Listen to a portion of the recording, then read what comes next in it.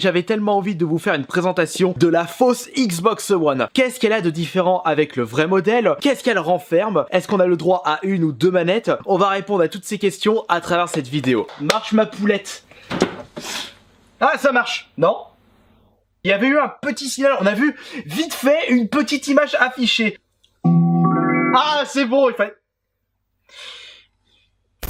J'ai remarqué que dans ce troisième Dark Souls, ces petites bêtes ne disparaissent pas au bout d'un moment. Je ne sais pas ce que c'est que ces bazars, mais allez, tape-moi 5. Tête de cire qui a la tête brûlée, dommage pour toi, elle t'a pas servi à grand chose. Encore une bête à détruire, encore des objets à récupérer. Allez hop, donne-moi tes âmes. Ou qu'est-ce que c'est que tout ça? Ça y est, du pop qui arrive.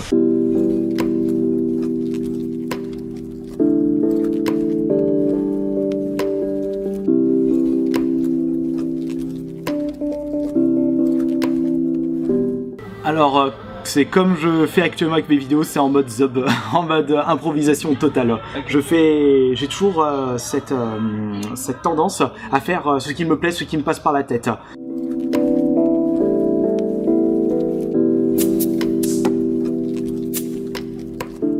Non, pas vraiment, puisque j'ai lancé ma chaîne principale dans la thématique du jeu vidéo, c'est toujours le cas. J'ai fait quelques petits tests hors jeu vidéo, comme par exemple le thème de la relaxation, l'ASMR. Et comme j'ai remarqué que je m'épanouissais dans ce milieu-là, j'ai décidé de créer une chaîne secondaire.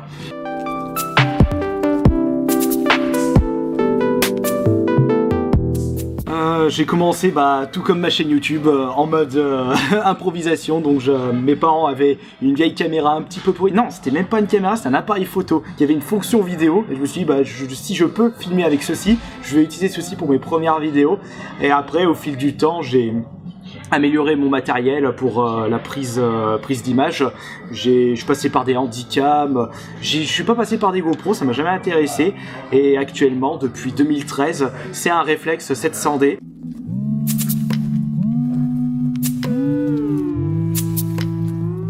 On va dire qu'en 2008, il n'y avait pas vraiment de moyens de communication, donc je faisais un petit peu de pub à droite à gauche, et ça faisait son petit chemin.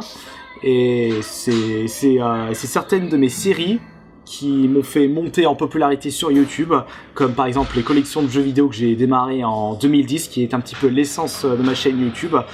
Et c'est seulement peut-être presque 2-3 ans après le début de ma chaîne que j'ai commencé à faire ceci. Et après, certaines séries marchaient mieux que d'autres, et actuellement, ça continue son petit chemin.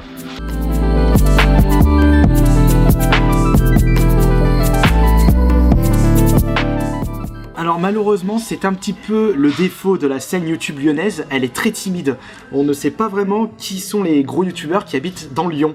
C'est très récemment que j'ai su qu'il y avait In The Panda, ainsi que Sir Gipsy, lui il était de Paris, il est venu à Lyon très récemment, qu'il y avait John Rachid qui était lyonnais, ainsi que Enjoy Phoenix aussi.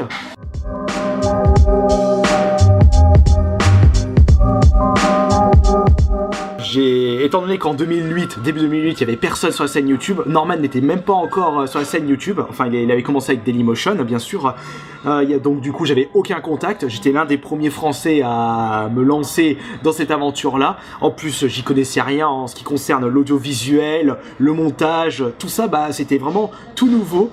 Et j'avais vraiment rien du tout, il n'y avait même pas les tutos sur internet, c'était vraiment un gros défi pour moi, mais dès qu'on a l'envie et la motivation, on peut réussir.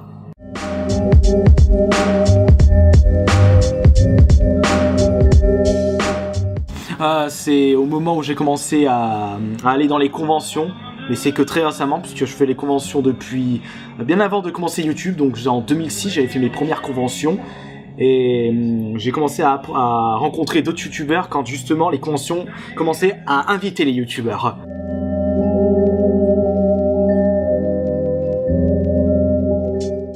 Alors, oui, j'ai une communauté, je la rencontre dans la vie de tous les jours. Très récemment, j'étais allé faire les courses à Leclerc de Bourgoin et j'avais eu un groupe de 3 jeunes qui m'avaient reconnu, m'ont demandé des photos. J'ai pas pu faire leur dédicace parce que j'avais pas les cartons sur moi et un stylo.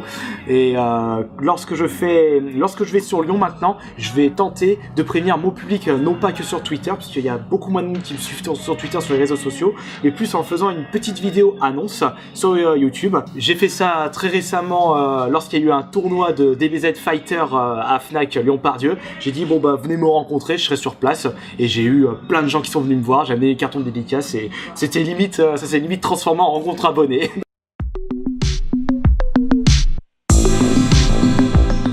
Malheureusement, je fais pas attention à mes erreurs, puisque personne n'est parfait dans la vie. Il faut prendre en compte de ses erreurs pour mieux avancer, mais ne pas se focaliser dessus, sinon on n'avance pas. Toujours aller de l'avant et dans le positif.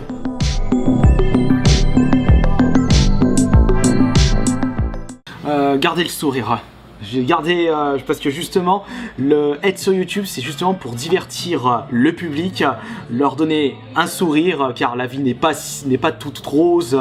On a quelques événements assez tristes, et justement, si on arrive à diffuser un petit peu de la gaieté à travers YouTube, ça ne peut être que positif pour le public.